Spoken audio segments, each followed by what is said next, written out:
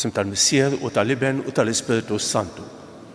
Il-grazzja ta' Sidna Ġesu Kristu l-imħabba tal-Alla u l-għaqda fl-Ispiritu Santu tkun magħkom ilkoll.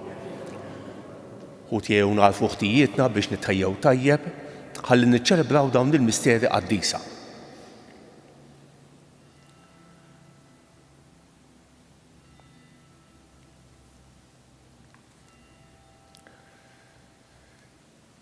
Illum qegħdin niċċelebraw it-tifkira ta' San Pawl Miki u sħabu Malti.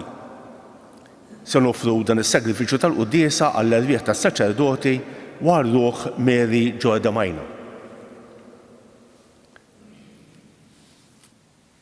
Ħanejdu flimkien nisqal Alla li jista' kollox u lilkom ħuti li jiena dnibt ħafna bil-ħsieb, bil-kliem, bil-għemejn, billi ħallejt merijieti, ħtija tiegħi bl-ikbar ħtija tiegħi. Għalhekk nitlob lill-Imqazza Marija dejjem Verġni, lill-Anġli u l-Qardisin kollha u lilkom ħuti biex titolbu għalija lill-Mulej Alla tagħna. Iħenna għalina Alla li jista' kollox, jaħfrilna dnubietna u jwassalna għal ħajja ta' dejjem. Mulej ħniena, Kristu ħniena, Mulej ħniena. Nitolbu. U Alla qawwa tal-qaddisin kollha li jogħġbok it-tella fis-sema lil Malti San Pawl Miki u sħabu. Għatina l-għajnuna tat-talb tagħhom biex inżommu qawwija u sħaħ sal-aħħar fil-fidi li nisqarru. Bibnek Ġesu Kristu siedna li hu Alla u miegħek jgħix fi saltan flimkien mal-Ispiritu Santu għal dejjem ta' dejjem.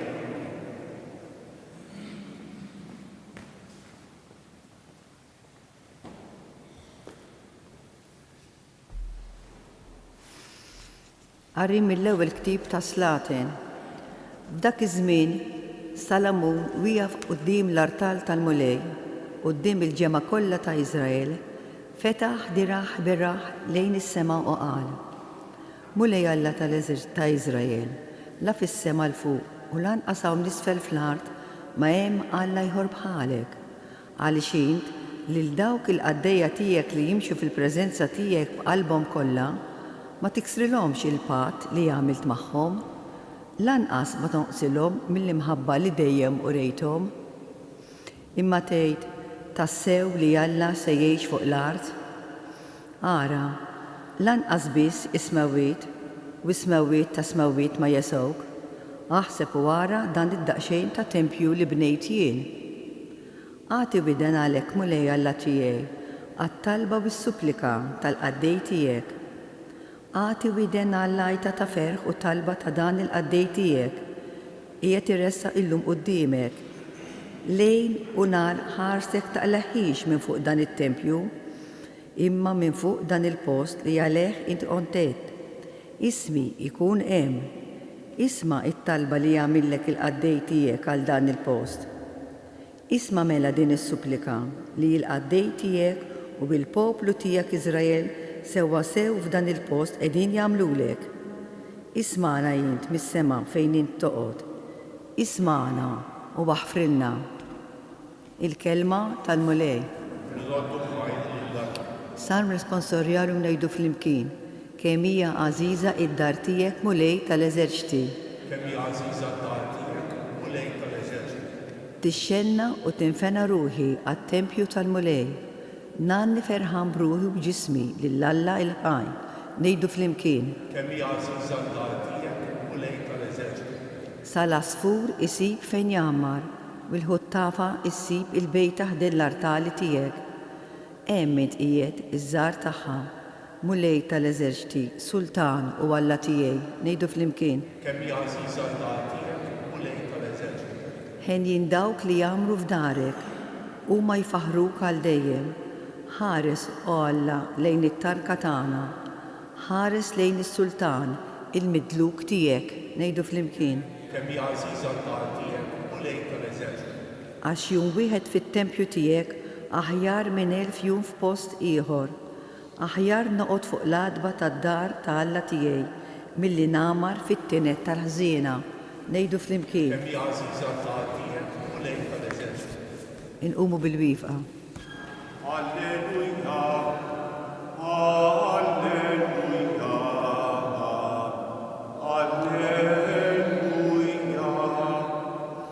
iġbidli qalbi mulej lejn il-preċetti tiegħek, għatini fit-tjubitek il-liġi tiegħek. Alleluja, alleluja, alleluja.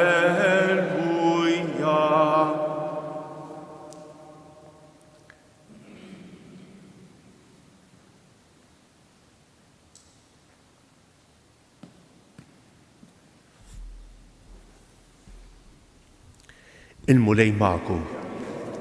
Qari mill-Evanġelju skont San Mark.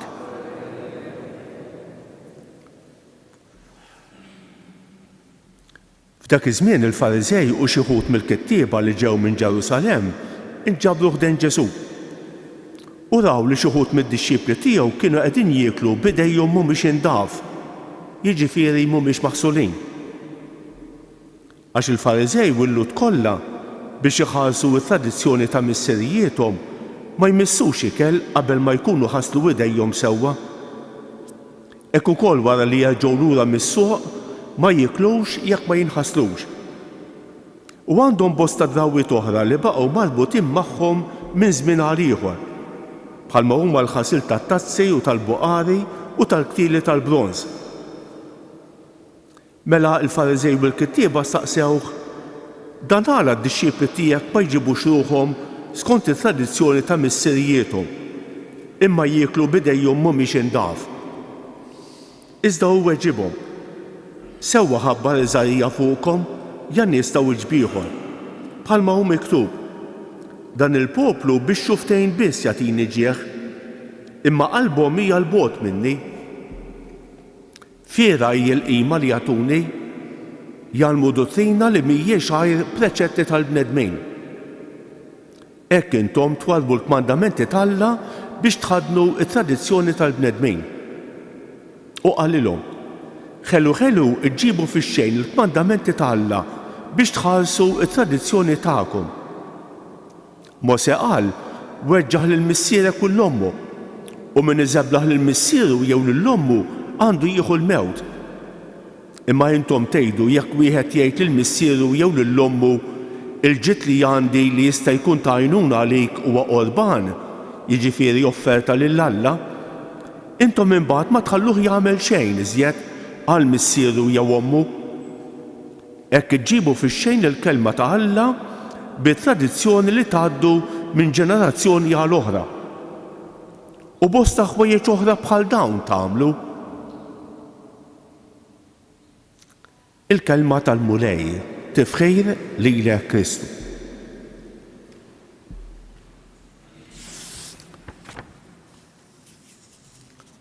Ħanejt kelma qasira fuq il-qari tal-lum u kelma qasira fuq it-tifkira tal-lum.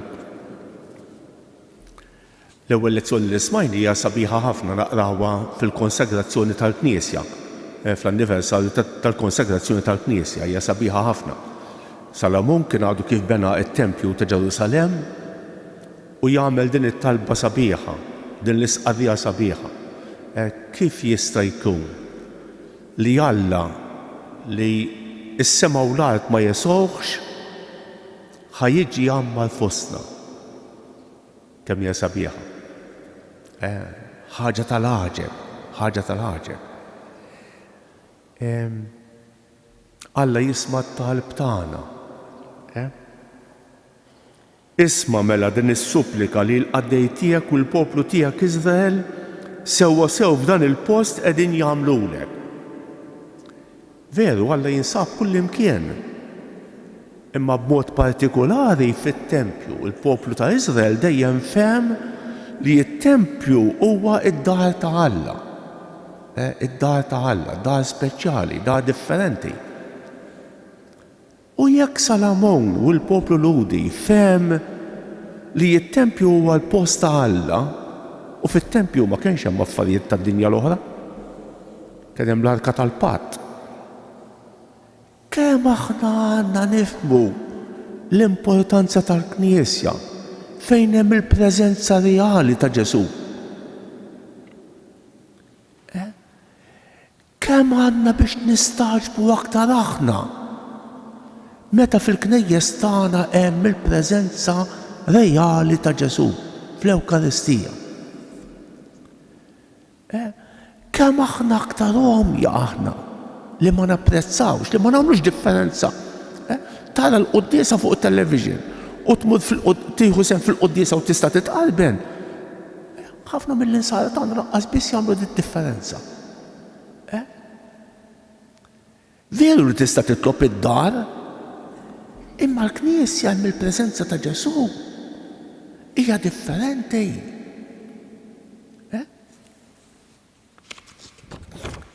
Is-silta tal-Vanġelu. Ġesu qiegħed imdawwal bin-nies u l-Fariżej, il-kittieba u l-Fariżej jistaġbu jiskandalizzaw ruħhom għaliex id-dixxiepli ta' Ġesu ma jaħsux idejhom qabel ma jieklu.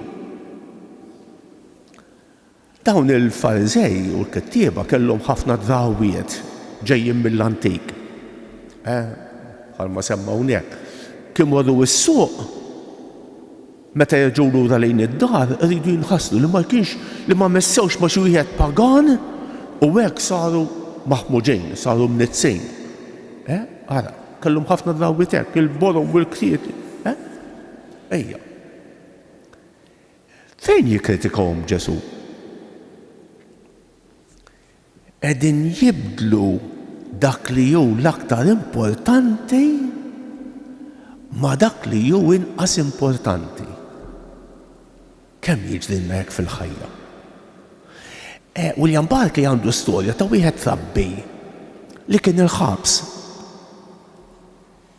U darba xi ħadd innota li dan il-rabbi kien qed jiddajjef. Iċċekkjaħ it-tabib u sab li kien nieqes mill-ilma. U l-gwardjan tal-ħabs qal imma jiena ilma nagħtih, ikel nagħtih bħas-soltu bħall-oħrajn. X'in ir-raġuni? Dan ir-rabbi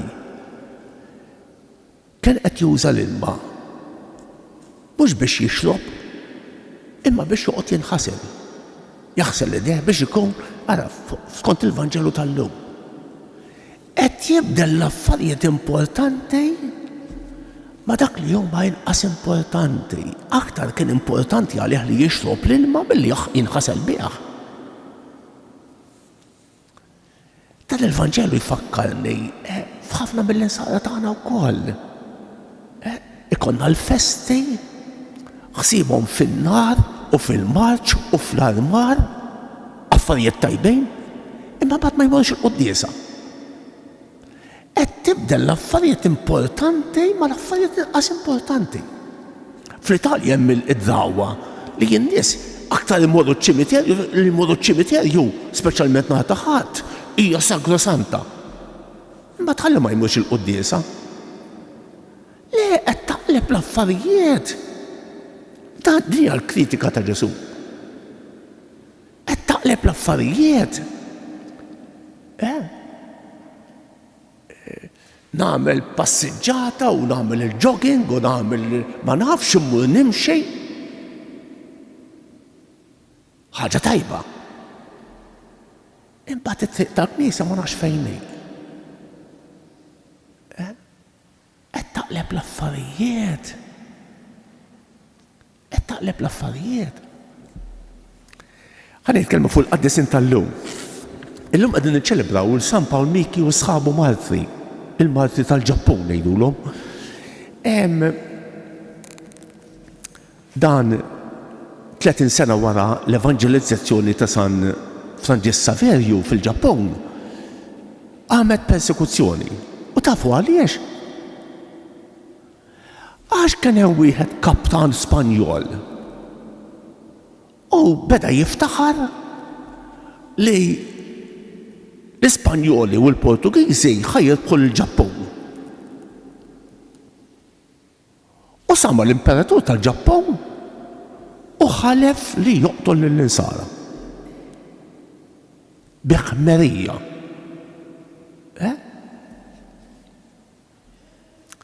Beda persekuzzjoni u qatel 6 Franġiskani, patrijiet Franġiskani, 3 fil-ħtijiet Ġeżwiti, 3 abbatejn ta' 12, 13 u 14 sena, 2 katekisti u xi 11 lajċi oħra. Ara, 26 kollox. 26 kollox. Qegħdin ngħidu fl-1597. Bħall-lum, bħal bieraħ eżattament fil-5 ta' frar tal-1597, dan għatalhom imneħħidhom, għatalhom widdejhom, dawwarhom fil-belt biex ikunu ta' biża' l-oħrajn. Imbagħad mexxihom lejn Nagasaki bla ħwejjeġ kważi, biftit ħwejjeġ mingħajr ikel fil-ksieħ u sallabhom Nagasaki. Sallabhom. Dawn 26 ruħ kienu 24 u 2 oħra żdiedu magħhom volontarjament, marru jissalbu magħhom. 26. Għad baqalna rakkont tal-martirju tagħhom. Ma konux imdejqin kienu jikkantaw, kienu jitolbu, kienu jagħmlu kuraġġ il xulxejn. Għandna rakkont naqrawh aħna l-qassisin dal-għodu illum fil-uffiċċju tal-qari. Rakkont sabiħ ħafna. Dawn il-sejrin għal-martirju jagħmlu kuraġġ u jitolbu għal xulxejn. Ara ftit.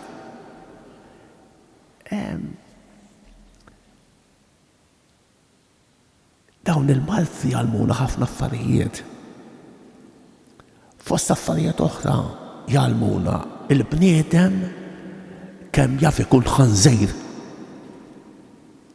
kemm jaf ikun krudejl. Ara ftit. Imma jgħalmuna wkoll li nieħdu paċenzja fil-momenti ta' tbatija. Ma nibżgħux, ma neqtgħux qalbna. Mhux minħabba ftit tbatija intajjal kollox. Jagħmlulna kuraġġ biex anki fil-momenti ta' tbatija nibqgħu sodej fl-imħabba tagħna għal Ġesu.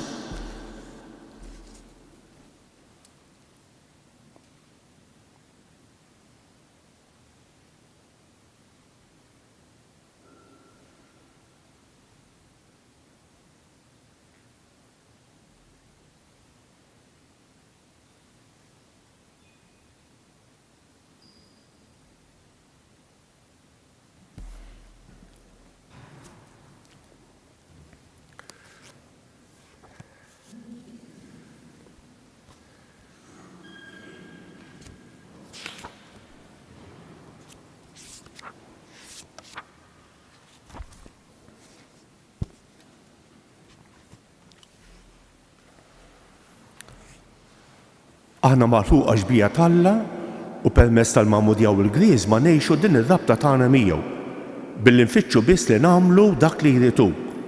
Ngħidu għalhekk dawwalna mulej bl-Ispiritu Qaddis tiegħek. Dawwalna mulej bl-Ispiritu Qaddis tiegħek. Għejn lill-Knisja tiegħek mulej biex taraf tiddistingwi l-messaġġ tal-Vanġelu minn kull xorta tal-liġijiet u preċetti tal-bnedmejn nitolbu. Dawwalna mulej bl-Ispiritu Qaddis tiegħek. Għejn lill-mexxejja tal-popli biex fil-waqt li jarfu l-aspetti pożittivi ta' kull twemmejn jippromovu d-dialogu mibni fuq l-imħabba u r-rispett nitolbu. Kun mal-ġenituri anzjani u dawk li jħossuhom weħidhom u għamil li qatt ma jiġu nieqsa mill-imħabba u l-attenzjoni ta' wliedhom u ta' ħbiebhom nitolbu. Mexxi mulej lil din il-komunità fil-mixja tagħha warajk sabiex fil-fedeltà għat-tradizzjoni tibqa' dejjem miftuħa għat-tiġdid tal-Ispiritu Santu nitolbu. Nitolbuk għall-erbieħ tas-saċerdoti mejtejn u nitolbu għal-ruħ Mary Ġorda Majna biex tinsaħ ħtijietom kollha u twassalhom fid-dawl u lena ta' dejjem nitolbu. Ismana nitolbuk għal dawk kollha li se niltaqgħu magħhom illum. Għatihom mulej dak kollu li jaħtieġu fir-ruħ u fil-ġisem nitolbu. Nitolbuk għalina l-koll li ġejna din l-Ewkaristija u li qegħdin insegwu din il-quddiesa biex fuq l-eżempju tal-Madri tal-Ġappun aħna wkoll nkunu sodi fil-momenti ta' tbatija nitolbu. U Alla li tista' kollox, nitolbuk biex tagħtina xita fejjieda f'waqta, ħalli jartna ma ċaħħadniex mill-frott tagħha, nitolbu. Ommu Lej li tista' kollox, ilqa' dawn it-talbiet li qegħdin nagħmlulek, naddaf lil qlubna minn kull ħażen biex it-talba tagħna issir togħġbok bi Kristu Siedna.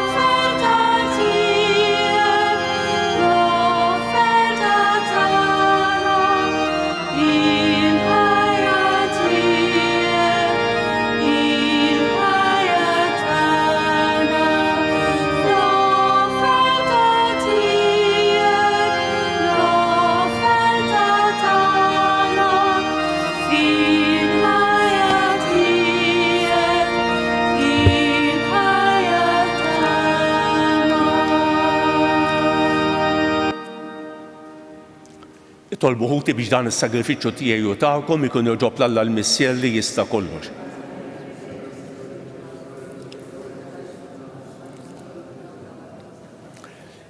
Ilqa' Missier Qaddis l-offerta li qegħdin nagħmlulek fit-tifkira ta' San Pawl Miki u sħabu Malti u għamel li aħna għaddejja tiegħek inkunu qawwija fl-istqarrija ta' ismek. Bi Kristu Siedna il-mulej magħkom, nerfgħu qlubna l fuq. Niżu ħajr lill-mulej Alla tagħna. Sewwa xieraq tas-sew mulej Missier Qaddis Alla ta' dejjem li tista' kollox. Tajjeb u ta' ġid tas-salvazzjoni tagħna li dejjem u kull imkien irroddulek ħajr. Għal San Pawl Miki u sħabu ħadu l-martirju għall-istqarrija ta' ismek biex bħal Kristu b'demmhom jagħtu xhieda tal-għemejjel tiegħek tal-għaġeb. Meta turi l-qawwa tiegħek fl-aqwa tagħha, sewwa sew fejn hemm id-dgħajjef u ssaħħaħ lil min hu nieqes mill-ħila biex ikun jista' jixhed għalik bi Kristu Siedna. Għalhekk flimkien mal-qawwiet tas-sema qatt ma nieqfu nfaħħruk fuq l-art u bla qiegħda intennu lill-kobor tiegħek. Qaddis, Qaddis, Qaddis, mulej Alla tal-eżerċiti. Is-smewwiet u l-art mimlija bi glorja tiegħek. Osanna fil-għoli ta' smewwiet. Imbierek minn ġej f'isem il-mulej osanna fil-għoli ta' smewwiet. Qaddis tas-sew int mulej, inti lajn ta' kull qdusija.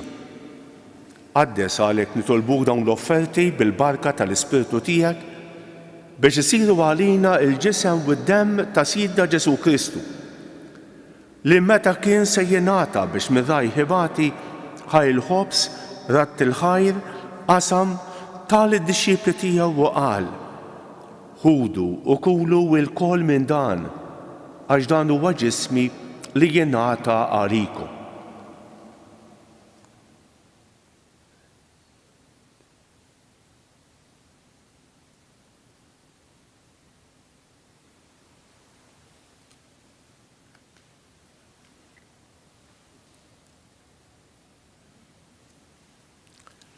Hekk ukoll wara li klaħaj il-kalċi reġa' ratt il-ħajr tal id-dixxiepli tiegħu u qal ħudu u xorbu minnu l-koll. Għax dan huwa l-kalċi ta' demmi tal-patt il-ġdid li jibqa' għal dejjem. Id-demm li jixxerret għalikom u għal bnedmin kollha għal maħfra ta' dnubiet. Għamlu dan b'tifkira tiegħi.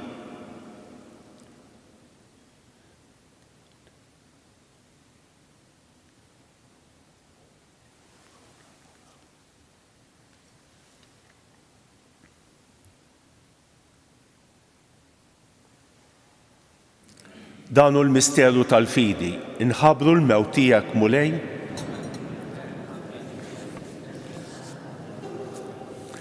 Għalhekk aħna nagħmlu dan b'tifkira tal-mewt u l-qawmien ta' Sidna Ġesu Kristu, nofrulek mulej il-ħobs tal-ħajja u l-kalċi tas-salvazzjoni. U rroddulek ħajra xogħġbok tilqana hawn quddiemek biex naqduk. Miċ-ċokun nitolbu li l-Ispiritu Santu jaqgħadna f'ġisem wieħed lilna li nieħdu semm mill-ġisem u d-demm ta' Kristu. Ftakar mulej fil-Knisja tiegħek imxarda mad-dinja kollha. Wettaqa fl-imħabba flimkien mal-Papa Franġisku, mal-Isqof tagħna Anton u mal-Ministri tiegħek kollha. Ftakar fil-qaddejja tiegħek l-għalwieħ tas-saċerdoti Mejtejn u Mary Ġorda Majna li jogħġbok issejħilhom għal għandek minn din id-dinja. Għamel li kif huma bil-magħmudija mietu f'ibnek u bħal ibnek, hekk ukoll f'ibnek u bħal ibnek jilxu xtawa għall-ħajja. Ftakar ukoll f'ħutna li raqdu bit-tama tal-qawmien. Ftakar fil-mejtin kollha. Daħħalhom quddiemek fid-dawl tas-sebħ tiegħek. Ħenna rina l-koll jitolbuk, għati lilna wkoll il-wirt tal-ħajja ta' dejjem. Flimkien mal-Verġni Mqazza Omm Alla Marija, ma' San Ġusepp, ma' San Ġorġ Preka, ma' San Pawl Miki u sħabu Malti, mal-Apostli u l-Qaddisin kollha li jgħixu fil-ħbiberija tiegħek sa mill-bidu tad-dinja. Għamel li magħhom infaħruk u nsebħuk b'Ġesu Kristu ibnek.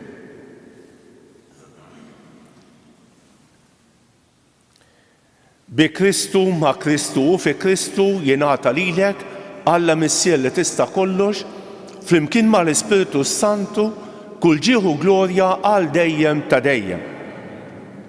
Ejjew nitolbu kif għallimna u ridna nagħmlu liben Alla għas-salvazzjoni tagħna. Missierna li inti f'ismek wieħed, jitqaddes ismek, tiġi saltnatek, ikun li trid int kif fis-sema hekk da fl-ard. Ħobżna ta' kuljum agħtina llum. Aħfrilna dnubietna bħalma nafru lil min hu ħati għalina. La ddaħħalniex fit-tiġrib iżda ħlisna mid-deni. Eħlisna nitolbuk mulej minn kull deni. Għatina fit-tieba u ħnina tiegħek il-paċi fi żmienna biex inkunu ħielsa dejjem midnub u imħallsa minn kull inkwiet. Aħna u nistennew u nittamaw il-għena u l-miġja tas-Salvatur tagħna Ġesu Kristu. Mulej Ġesu Kristu li qed lill-Apostli tiegħek inħallilkom isliem, nagħtikom isliem tiegħi la tħarrix lejn dnubietna, iżda ħares lejn il-fidi tal-Knisja tiegħek. Għatija islim u laqda li jinti trid fija, inti tgħix fis-saltan għal dejjem ta' dejjem. Il-paċi tal-mulej tkun dejjem magħkom. Għatu il-paċi lil xulxejn.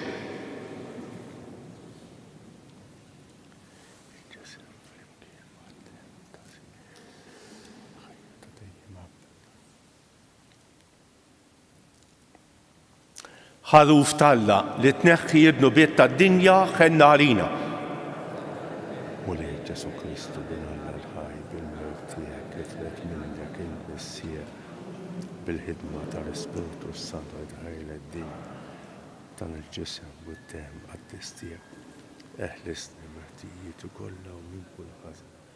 Som infidel lejn il-mandamenti tiegħek. Tħallina qatt nferet Dan hu l-ħaruf Alla, dan hu li jneħħi d-nubiet tad-dinja. Ħejjin dawk li huma mistiedna għall-ikla tal-ħaruf.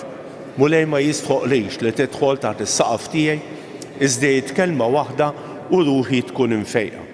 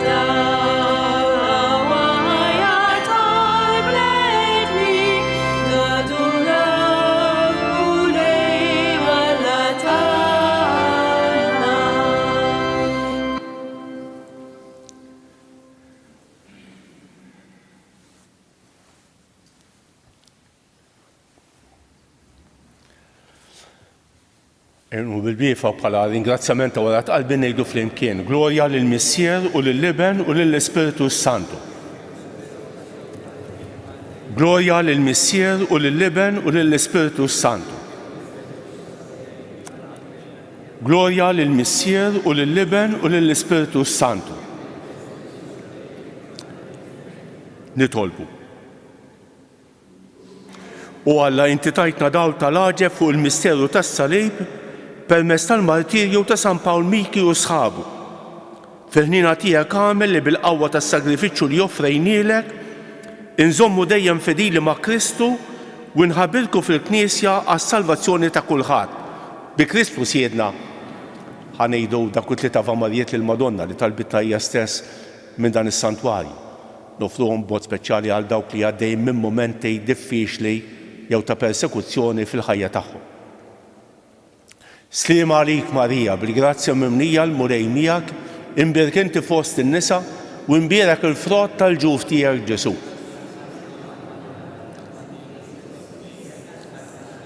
Sliem għalik Marija, bil-grazzja mimnija l-murej miegħek, imbierek inti fost in-nisa, imbierek il-frott tal-ġuf tiegħek Ġesu. Sliem għalik Marija, bil-grazzja mimnija l-murej miegħek, imbierek inti fost in-nisa, imbierek il-frott tal-ġuf tiegħek Ġesu. Madonna ta' Pino, Sultana tal-Familja, ħarstek fuqna dejjem żomm, il-mulej magħkom. Iberikkom Alla li jista' kollox, il-Missier u l-Iben u l-Ispiritu Santu. Morru fil-paċi ta' Kristu. Il-ġurnata tajba lil kulħadd.